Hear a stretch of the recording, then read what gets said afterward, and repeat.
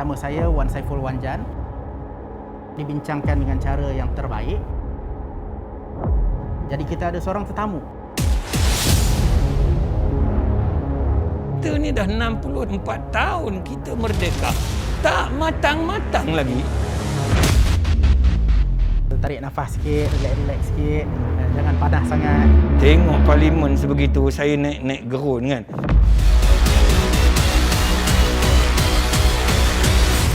Kita jumpa lagi dalam episod yang akan datang bersama Wan Saiful.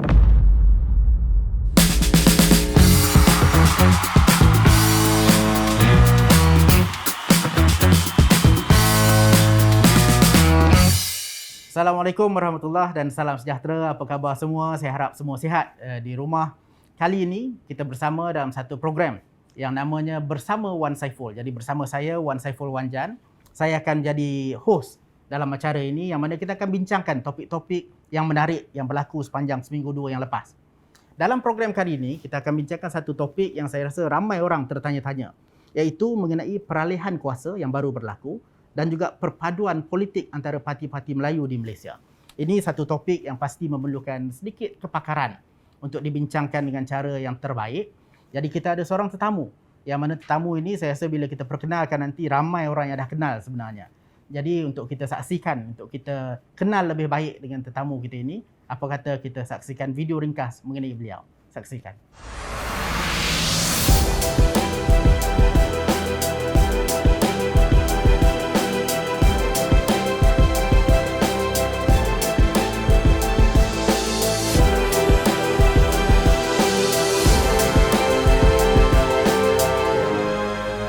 Ya, jadi itu tadi video ringkas mengenai tetamu kita, Profesor Dr. Muhammad Ridwan T. Abdullah.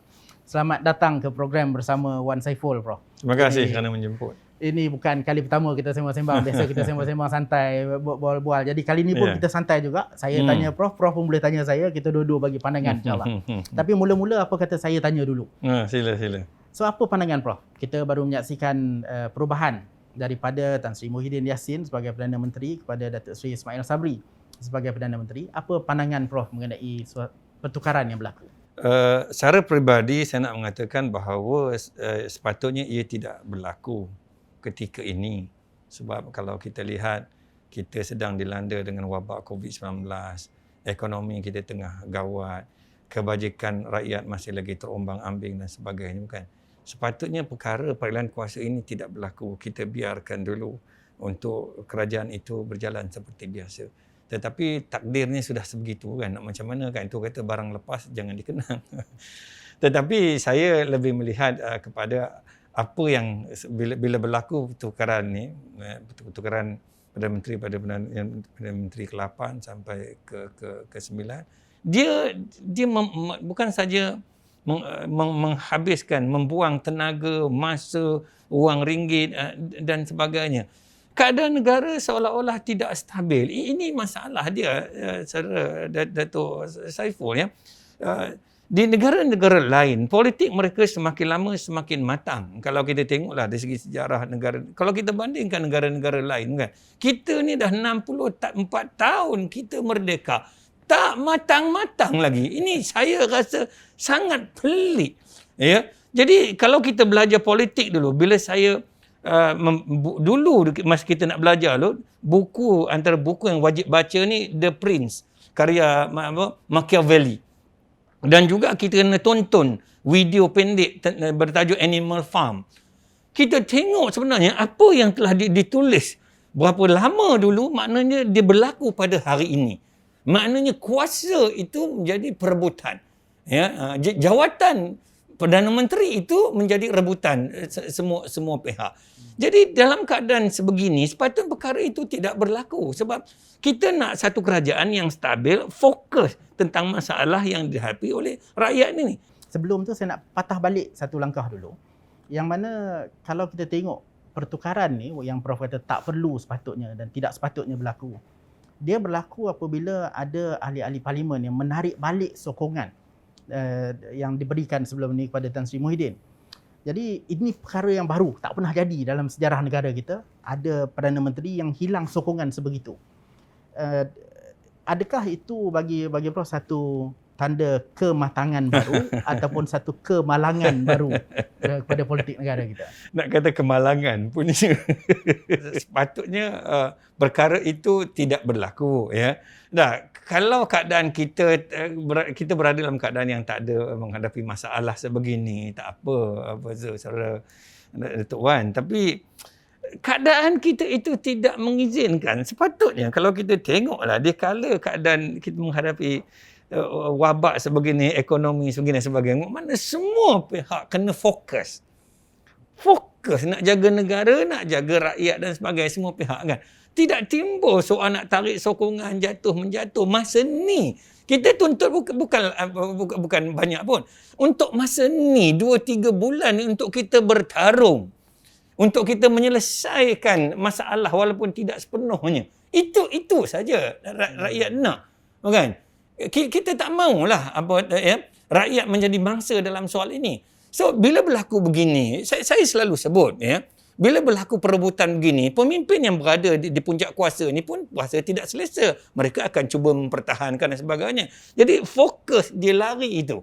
Bila fokus lari, kita berhadapan dengan masalah yang besar. Jadi nampak kita tak boleh memberikan sepenuh perhatiannya.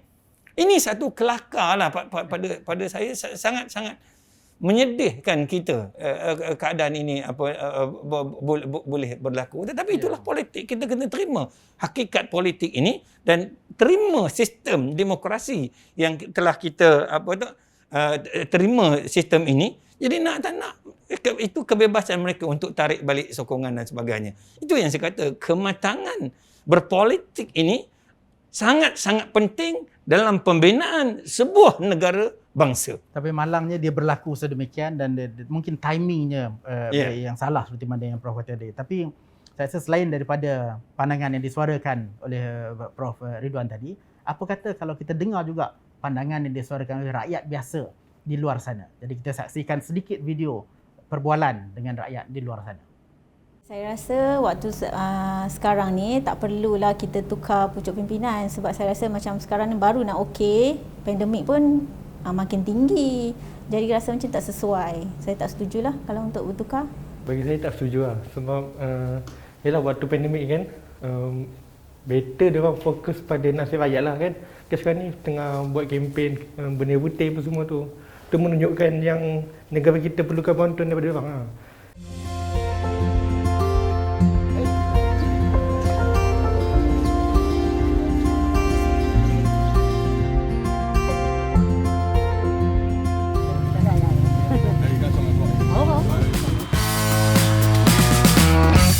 Kita kembali semula ke program bersama Wan Saiful. Bersama saya Wan Saiful, Wan Jan, dan kita ada tetamu kita Profesor Dr. Ridwan T. Abdullah. Jadi Prof, kita sambung balik perbualan kita tadi. Dia dah mula nak panas sikit dah tu. Jadi adakah Prof rasa agenda perpaduan politik Melayu itu satu perkara yang penting dalam konteks negara kita di Malaysia?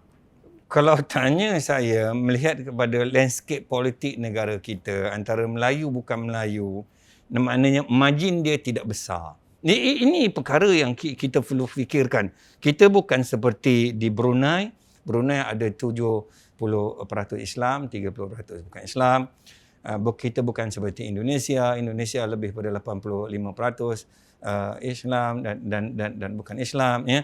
Tapi landscape politik negara kita ni dia agak unik sikit disebabkan oleh sejarahnya sebegitu, ya. Jadi kerana bilangan kita tidak ramai, bila berlakunya perpecahan, munculnya parti-parti politik Melayu yang begitu banyak ini, ya, sudah tentu dia tidak baik untuk politik di negara kita ini bila dia berpecah kepada berapa kumpulan ini. Dan kita boleh tengok parti-parti lain, ya. Walaupun adalah mereka wujud parti-parti itu, tapi kita boleh tengok solidariti mereka dan sebagainya. Di kalangan parti politik Melayu sudahlah bilangannya banyak. Nak bersama itu bincang agenda negara itu. Ini satu hal lagi yang mananya orang lain berpecah juga, tapi dia main carik-carik bulu ayam. Akhirnya bercantum juga. Ya. Kita ni tidak. Dia pecah berderai. Tapi sebab apa macam tu, Prof? Yang ni satu soalan saya pun pening kepala fikir. Sebab apa senang sangat lu pecah? Itu pun saya hairan. Kalau saudara Datuk tanya saya cukup hairan dengan politik Melayu ni. Ini daripada dulu saya duk fikir sebagai orang Cina. Saya fikir daripada perspektif saya kadang-kadang sebagai orang Cina kan. Rumpun yang sama, bahasa yang sama walaupun ada dialek-dialek yang lain. Rupa yang sama segi biologi ni dan sebagainya. Namanya rumpun Melayu. Ini yang cukup meningkan saya sampai ke hari ni saya tidak boleh dapat jawapannya. Katakan dia tak tengok pada iktibar zaman dulu. Sejarah tanah Melayu, sejarah Melayu sudah menunjukkan. Dan masa kini pun kita boleh tengoklah, kalau tak nak ambil iktibar masa lalu, tengok iktibar masa kini. Tengok bagaimana negara-negara lain, bangsa-bangsa lain dari segi ikatan perpaduan sesama mereka. Mereka bergaduh juga sekali-sekala, tapi ada dalam perkara tertentu, soal pendidikan, soal bahasa, ya, soal masa depan mereka, soal ekonomi mereka. Kita tengok perpaduan dia sampai begitu mantap. Tengok bagaimana mereka memperjuangkan nasib masa depan mereka dan sebagainya. Ini belum termasuk lagi persatuan pendidikan mereka dan sebagainya, persatuan sekolah mereka dan sebagainya. Saya nak sebutkan kepada Datuk dalam soal ini, benda ini terbentang luas di depan mata kita untuk kita tengok, untuk kita jadikan panduan, jadikan pengajaran dan sebagainya. Allah pun kata fa'tabiru ya ulil absar. Maknanya Allah pun suruh kita tengok peristiwa itu, peristiwa itu untuk jadikan pengajaran kan. Kita ada mata hati kita tengoklah, wahai orang-orang yang mempunyai pandangan kan. Kenapa dan mengapa kita tak mengambil iktibar? Saya melihat bangsa Melayu ni, minta maaf kalau saya sebut sikit soal bangsa ya.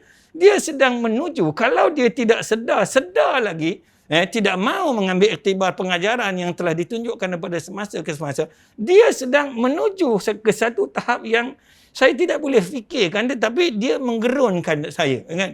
Sebab itu saya tidak ada jawapan untuk soalan kenapa dia terjadi kepada parti-parti politik Melayu ni, kenapa tidak pada lain. Saya sudah buntu. Tapi rasanya Prof, adakah dia berpecah ni betul-betul sebab perjuangan yang berbeza ke sebab berebut kuasa je? Saya melihat perjuangan berbeza itu perkara biasa. Ya, tetapi kita perlu ada matlamat. Berbeza dari segi perjuangan tak apa kan. Tapi apa matlamat kita berbeza ni bukan? Ya? Yang saya lihat ni adalah percaturan untuk mendapatkan kuasa itu. Ini yang saya takut ni, runtuhnya kerajaan Kesultanan Melayu Melaka. Kalau kita tengok sejarahnya itu, semua berkaitan dengan percaturan kuasa. Dan lebih hina lagi, ada yang berperanan sebagai si Kitol dan Mandalia ini. Ini batu api yang menghasutkan lagi ini, menjadikan keadaan semakin parah, menjadikan keadaan semakin menakutkan kita ini. Saya amat-amat mengharapkan, ya, kita nak sesuatu yang kalau tidak ideal pun, ya, kita nakkan sesuatu yang rasional, logik. Kita maknanya tak boleh ke kita duduk semeja bincang betul-betul ini, ya, fikirkan soal anak bangsa kita ini kan. Ini perkara yang perlu dilihat secara serius Datuk, perkara ini kan. Tetapi saya melihat kepada keadaan sekarang ni, saya tidak nampak lagi Datuk, sebab 64 tahun kita dah merdeka ni, tengok parlimen sebegitu, saya naik gerun kan. Selama ni cerita sikit lah kan. Bangsa saya ni, orang Cina ni, tak tahu pun nak sebut derhaka. Yeah. Dan dia tak tahu pun maksud derhaka tu. Saya tahulah benda-benda gitu. Dia tak tahu pun maksud derhaka dalam konteks klasik sejarah kerajaan Melayu ni. Dia tak apa nak faham. Itu sebenarnya saya pun pelik. Tapi sekarang ni gamat suara dia derhaka. Ya. Ini saya rasa memang sejarah. Banyak mencatat sejarah dalam Malaysia ni sekarang. Tapi kita harap supaya perbincangan kita akan jadi rasional sikit lah di luar sana. dan poin-poin mengenai derhaka semua ni harapnya tak payah timbul banyak sangatlah ya, terutama sekali daripada pihak-pihak yang selama ni tak pernah ambil berat pun mengenai isu derhaka ni. Tapi tak apa, itu perbincangan kita tadi dan saya rasa isu ni sudah pasti boleh dipanjangkan lagi perbincangannya. Tapi buat seketika ni apa kata kita rehat sebentar. Saya rasa tak setuju lah. Sebab sekarang kan tengah pandemik kan, so rakyat semua tak cukup makan, tak ada duit, so ekonomi pun jatuh kan. So diorang patut fokus kat situ dulu. Saya tak setuju dengan peralihan kuasa sekarang ni sebab saya rasa masa tu terlalu cepat sangat dan dalam keadaan pandemik lagi macam-macam perkara boleh berlaku. Kami sebagai rakyat yang akan terkesan nanti dan kami harap sangat selepas ni tak akan ada lagi lompat parti ataupun perubahan kuasa lagi. Peralihan kuasa tu tak patut berlaku lah sebab sekarang ni sejak Perdana Menteri daripada Tan Sri Muhyiddin kepada sekarang Datuk Seri Ismail Sabri yang masih mengekal kabinet yang lama, muka-muka lama, cuma ada muka baru lah. Cuma bagi saya ini satu pembaziran waktu yang dimainkan oleh pembangkang khususnya yang mahu kuasa.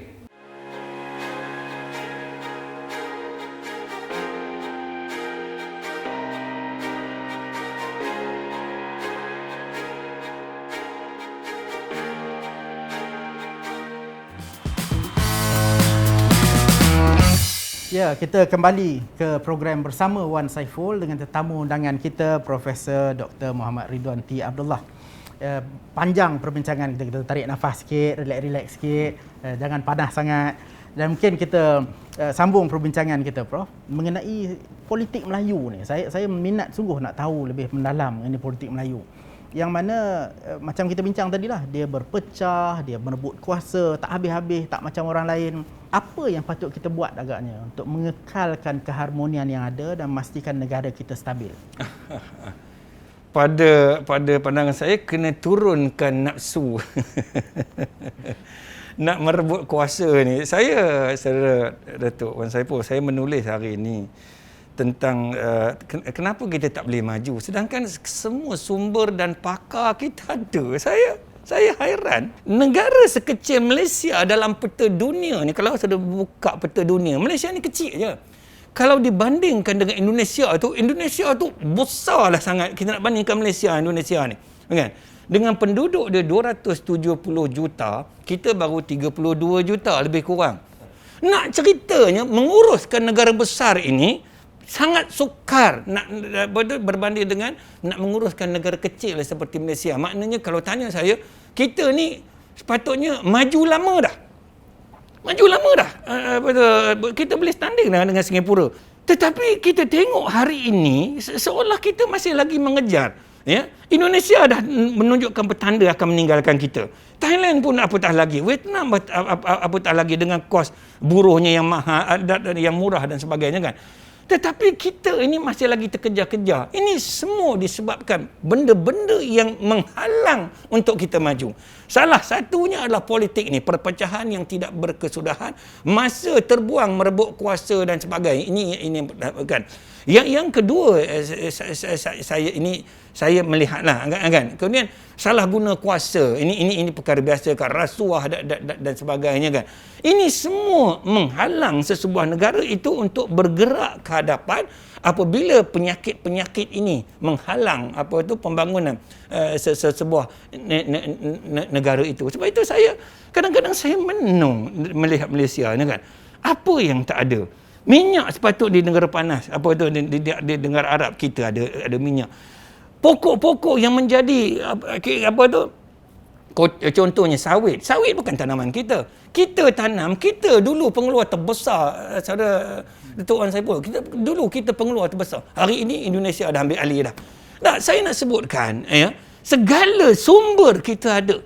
Tetapi kita hari ini masih lagi terkejar-kejar dan sebagainya. Semua disebabkan oleh ini perebutan kuasa ini yang menyebabkan masa kita habis kat situ saja sehingga kita tidak boleh fokus. Dan sudah tentu dalam hal ini kita tidak boleh lari pada agama lah Islam itu. Kalau itu boleh mengikat pangkat dia serba sedikit dapat mengawal nafsu ni apa tu untuk mendapatkan kuasa ni, saya rasa kita boleh redakan sedikit politik Melayu ni. Kalau tidak, agama semakin jauh dalam kehidupan dia dan dia tak tahu pun, dia tak fikir pun soal dia akan mati pada masa akan datang. Duk fikir hari ini je, sejauh mana dia nak kaut, sejauh mana dia boleh dapatkan sebanyak mungkin dan sebagainya. Saya kalau inilah yang berlaku, saya minta maaf lah Datuk Wan Saiful. Sebab itu saya memandang Indonesia je. Jokowi bila rakyat dia pergi ke sebuah universiti, pelajar tanya, tak boleh ke kamu hukum orang yang terima dan beri dan terima rasuah ni buat hukuman mati? Dia kata apa? Kalau itu dan rakyat nak, kita akan jalankan. Penegasan itu, bila nak jadi pemimpin ini, jadilah, tak apalah nak jadi pemimpin. Tapi kita mesti tegas dalam membuat sesuatu keputusan. Jangan yo-yo ni, kita cukup bimbang. Ini yang terbaru ni, kemasukan ke MRSM. Contoh, apa tu, Datuk Wan, contoh je. Tapi bila dia desak, habis.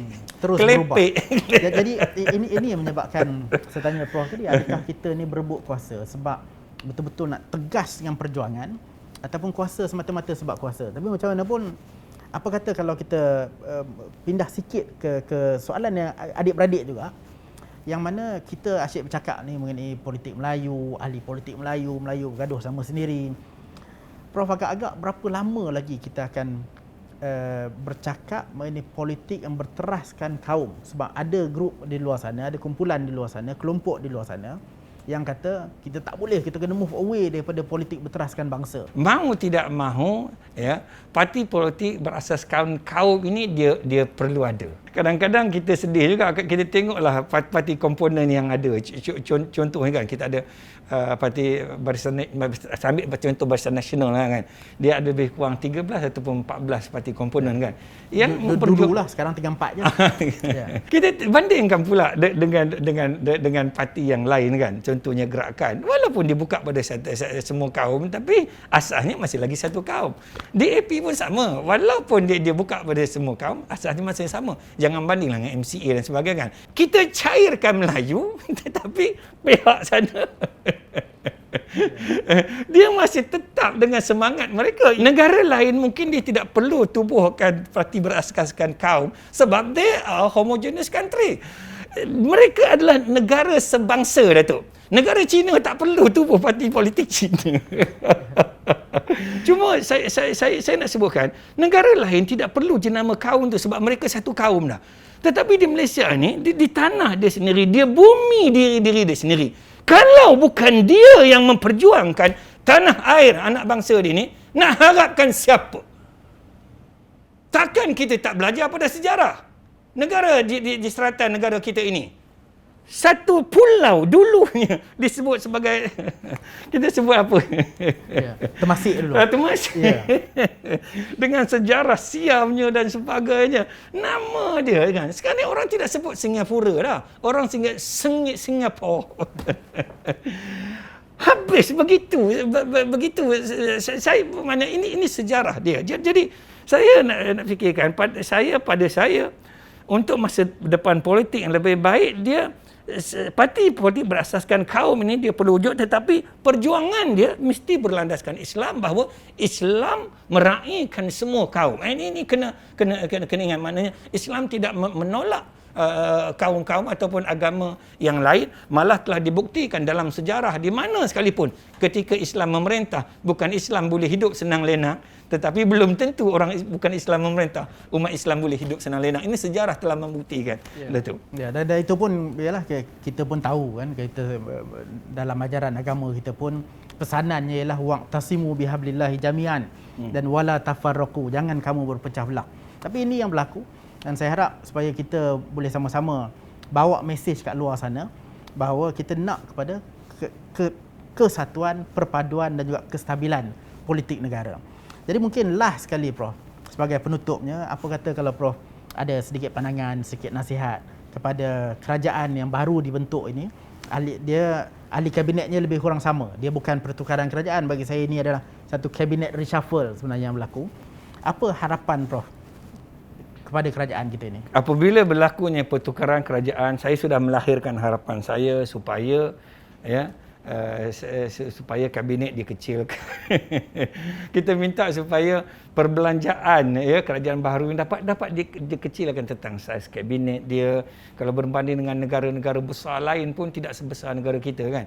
Tetapi apapun keadaan sudah berlaku, malah saya sebut juga sepatutnya pelantikan senator tidak diperlukan lagi sebab ahli parlimen itu sudah layak untuk menjawat jawatan-jawatannya. Tapi kita teruskan juga dengan pelantikan senator dan sebagainya. Tak apalah.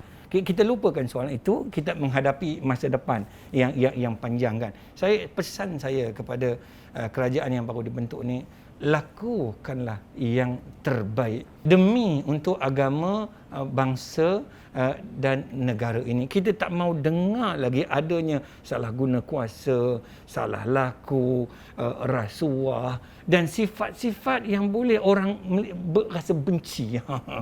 Saya merayu pada pemimpin orang Melayu, berpada-padalah dalam politik ini. Ingat Allah. Ingatlah bahawa satu masa nanti kita akan berhadapan dengan mahkamah yang sebenarnya dalam kehidupan yang akan datang. Ya, saya rasa itu pesanan yang syarat dengan mutiara-mutiara hikmah yang saya rasa semua orang kena ambil perhatian. Saya sendiri pun, Prof, dah lama sebenarnya, setahun lebih lah saya duduk cakap, sudahlah tak payah bergaduh, utamakan rakyat. Jadi macam burung kakak tua sebenarnya. Setiap kali buat kenyataan, itulah mesej yang duk sebut. Tapi saya rasa saya tak akan berhenti daripada mengulang mesej yang sama. Sebab saya rasa ini adalah satu perkara yang penting untuk masa depan negara kita. Jadi tuan-tuan dan puan-puan, saudara-saudari, itu perbualan kita tadi dengan Profesor Dr. Muhammad Ridwan T. Abdullah, seorang tetamu kita yang hadir dalam program kita pada hari ini. Saya ucap terima kasih kepada Prof. Ridwan atas kesudian untuk hadir, dan tuan-tuan dan puan yang ada cadangan tetamu mana kita nak jemput, topik apa kita nak sebut lagi dalam episod-episod akan datang, boleh tulis dalam ruangan komen dan kita akan ambil perhatian, kita akan cuba untuk memenuhi cadangan-cadangan yang diberikan. Jadi untuk sementara waktu itu, kita jumpa lagi dalam episod yang akan datang bersama Wan Saiful. Buat masa ini, sekian, terima kasih. Assalamualaikum warahmatullahi wabarakatuh.